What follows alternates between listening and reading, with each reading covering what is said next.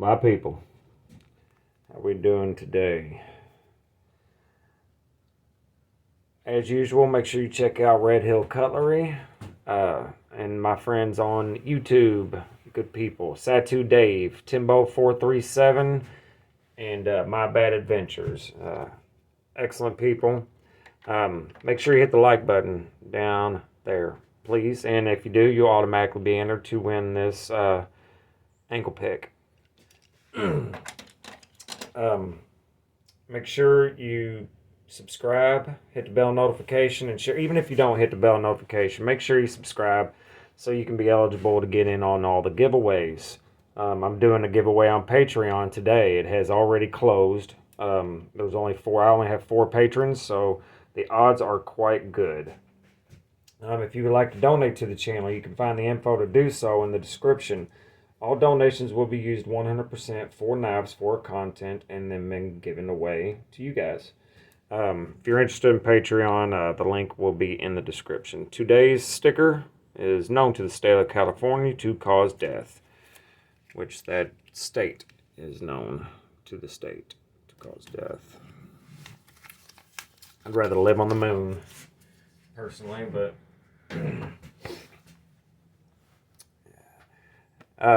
So today is part 2 of the top 10 best pocket knives of all time.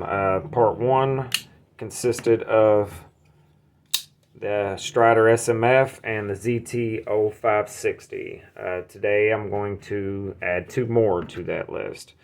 So we're going to put these guys up here. Talk about the other ones. Oh, also don't forget, I did a name change for the channel. It's called Behind the Edge. I'm still going to leave my name in there for now, maybe permanently, I'm not sure. I need a logo, so anybody out there think they got any cool ideas for a logo, hit me up. Either on here or on Instagram. The information will be in the description. Also, I make strops if anybody's interested, with high quality calf or kangaroo leather, quality woods, hand sanded, hand pressed, hand everything. I do 2 of them for $40, and I will load it with compound or diamond emulsion, whichever you like. 2 for $40, that's shipped. I know you can get them cheaper elsewhere, but mine are handmade, the best quality stuff I can get my hands on, and I will guarantee them. Not everybody can do that. Alright. What is the criteria needed to say the knife is the best ever? Well, these are just my favorites.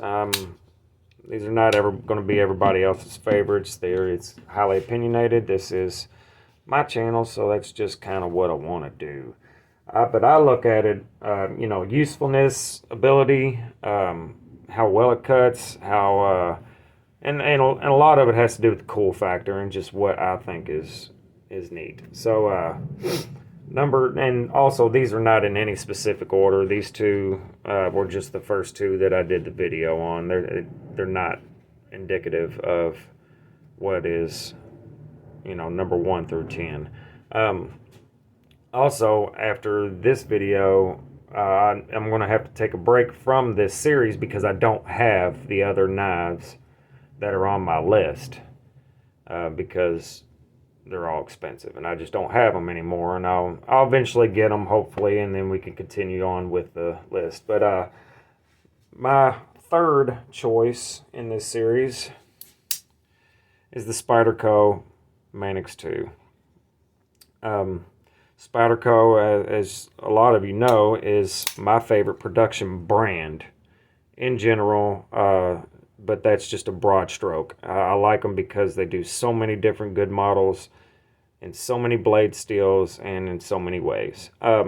This particular one is a DLT exclusive in crew wear, which is amazing stuff, and Spyderco does a really good job with their heat treats.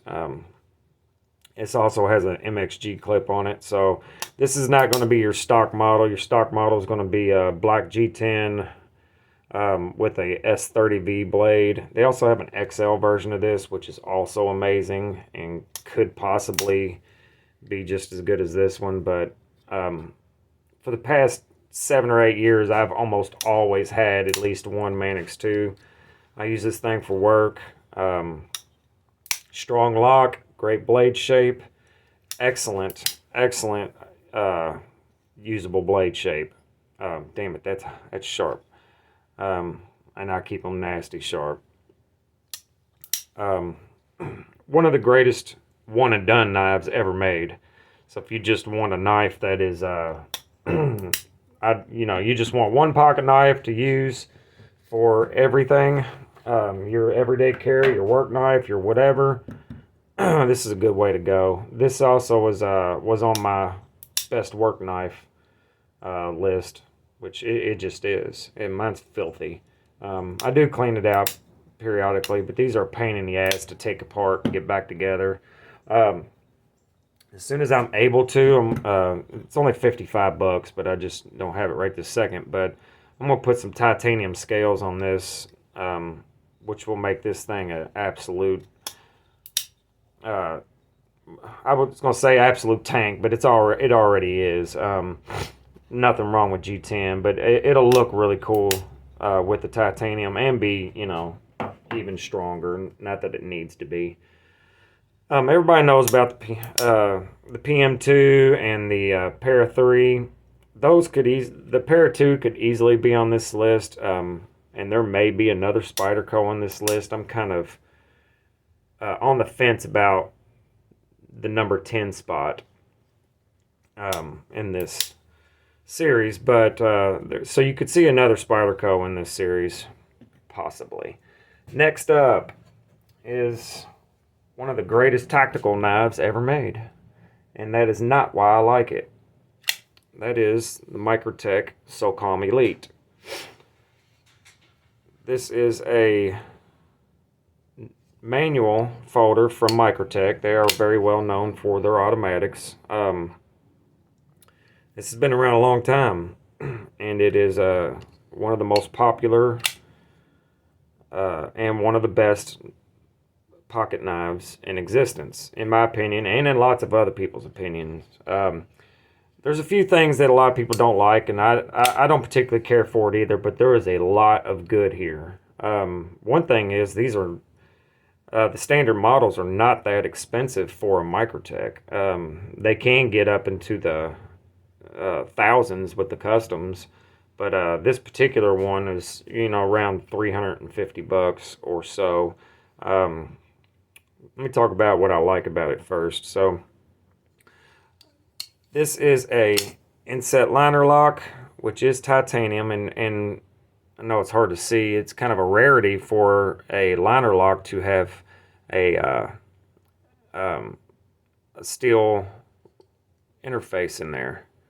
So you can see that. I'm sorry, guys. My lighting is crap. I'm trying to make it better for you. But anyway, there's a steel lock bar insert in there on a liner lock. That's kind of rare. Thumb stud deployment only, which is awesome, and that's what I prefer. It is riding on bearings, so it's not going to go to work with me, but that is okay. This one here is mint and pristine. It's a little dirty from my fingerprints, but I do have a pocket clip coming for this. It's going to be pretty cool. I'll show it off later on down the road. It's a Mavericks custom titanium pocket clip that is really, really cool. Another thing that's really awesome, your thumb studs act as a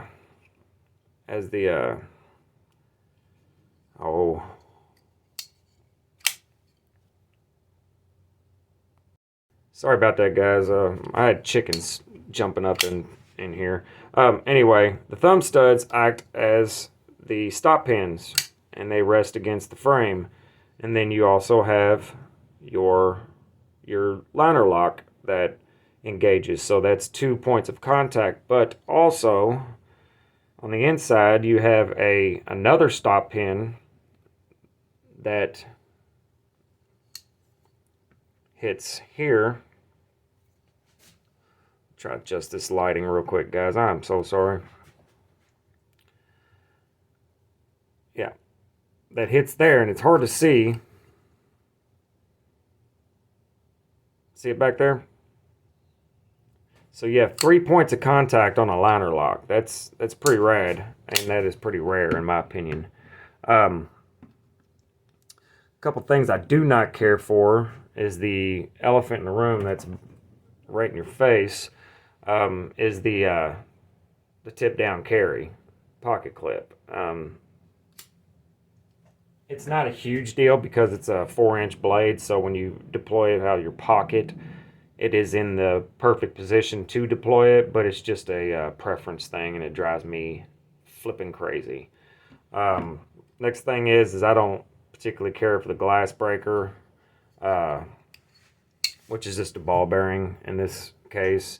Every once in a while, they'll loosen up and they'll rattle if you're not careful, which will drive you crazy. Mine's not, but in eventuality, it probably will. And I do not care for the black blade. And I know that sounds crazy, but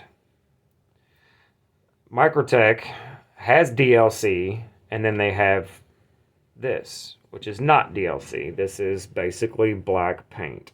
When you're looking at them online, you'll see some that say DLC, which is actual DLC, and then you'll see some that just says Black Blade. The Black Blade is not a DLC.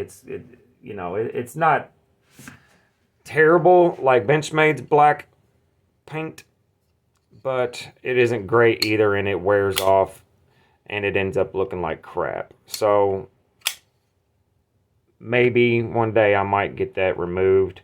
I would prefer the satin, but these things rarely come up anymore online at the dealers, and when they do, they get snatched up so fast. So they're really hard to find unless you go on the secondary.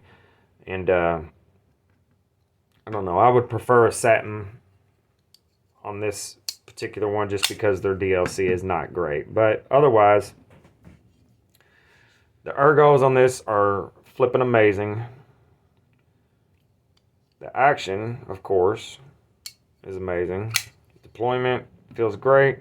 It's just all around one of my favorite knives ever. It does have a lot of flipping hardware, but that's because of the nature of the locking mechanism and how much shit that's going on in here. The stop pin that's in there. It's a lot going on. But like I said, I only own one more of the knives that are on my list, so I can't do a video on it just because, yeah, math. But hopefully I can grab a hold of some of the other ones that are on my list in the future. What are your guys' favorites? Let me know in the comments. Do you agree or disagree with the 4 that of the 10 so far? Also, I might do a video on swapping out the scales whenever I do finally get scales, because this knife is kind of irritating to take apart and put back together because of all the stuff that's inside there for the lock. I might do a video on that, show you guys how big of a pain in the ass it is, and second, a couple little tips that you can use to do that. Let me know what you guys think of my list so far, and if you agree or disagree. And again, don't forget to hit the like button. Make sure you subscribe. I'm almost to 400 subscribers, and when I get to 500, I'm going to give away something awesome. And even higher if I get up to 1,000, which I think eventually we will. But I want to give away something really cool to show my appreciation, and for you guys to have a chance at something neat, something neato. All right, guys, you have a good day, good rest of your day, and I will see you all tomorrow. Later.